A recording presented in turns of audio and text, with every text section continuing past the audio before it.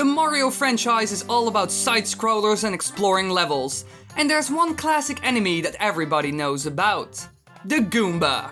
Goombas are one of the major enemies of the Mario franchise, and have been around since the very first game. But how did the Goombas evolve? In what ways have they changed gameplay and purpose-wise? And why were they even created at all?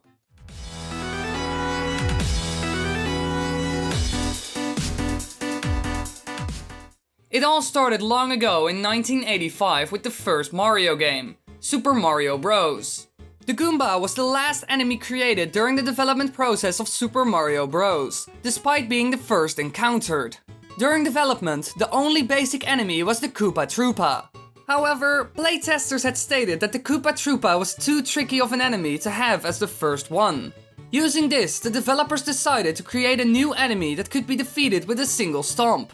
The Goomba itself was created with the appearance of a shiitake mushroom, which is an edible mushroom native to East Asia, which is cultivated and consumed in many Asian countries.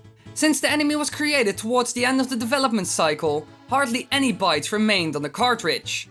Therefore, to give the enemy moving animations, the developers reused and flipped the image, making it appear to be walking.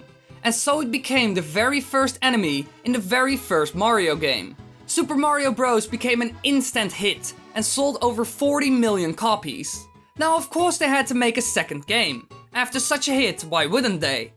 But Super Mario Bros. 2 is a bit strange. And we can also see this in the sales numbers since they dropped immensely. Super Mario Bros. 2 sold a total of 7.5 million copies. And there were also no Goombas in this Mario game. But then, Super Mario Bros. 3 joined the series, and the Goombas returned once again, and they could be found in all the 7 kingdoms of the Mushroom World. These Goombas are unchanged in behavior from their appearances in Super Mario Bros. But there are some new things. Many variations of Goomba have appeared throughout the years, including paragoombas and microgoombas. As Super Mario Bros. 3 introduced the concept of Goomba variations, such as paragoombas, winged Goombas that fly and drop microgoombas, big Goombas, which are bigger but they can be defeated in the same way, and red paragoombas, which cannot fly but can jump, unlike regular Goombas. Nintendo probably saw that the Goomba was a very popular enemy from the first game and wanted to expand on this.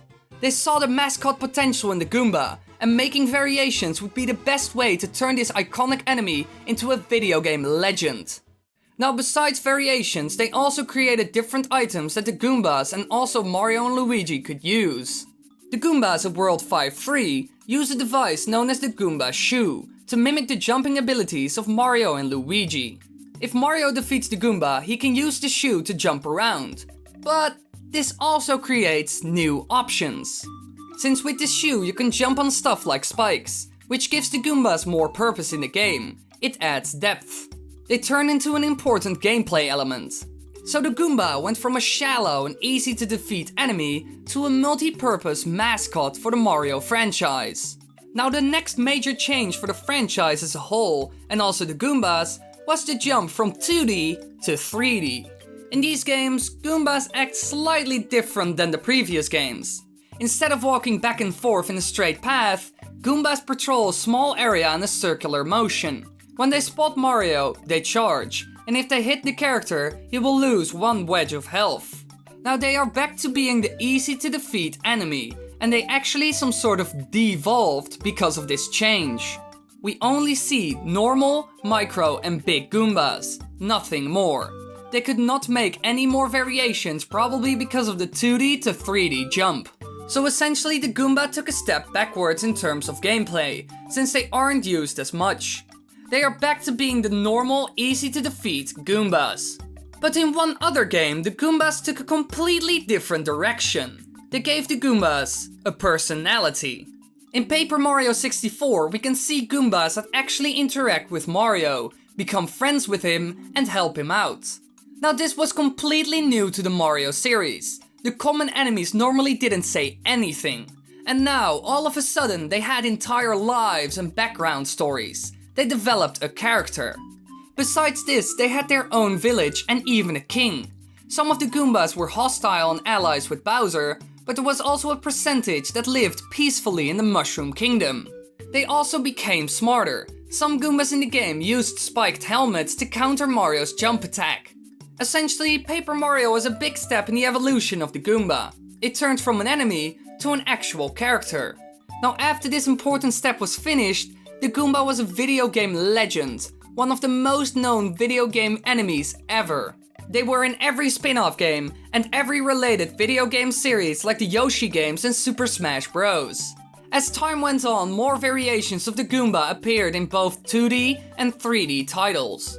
And so the Goombas turned from an easy to defeat beginner filler enemy to one of the biggest and most expanded on video game enemies known in history. Welcome to the end of the video. This was a new series that I thought of, and I thought this would be a little bit more fun than the History Of series. The lore videos weren't that great in my opinion.